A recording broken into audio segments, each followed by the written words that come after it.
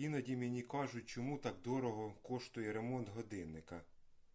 Попробуйте годинник розібрати до такого стану, перемити кожну запчастинку. І сложить все наново, перемазать. На ремонт такого годинника в мене уходить до 6 годин. Це один механізм. Це механізм донор. Механізм практично зібраний.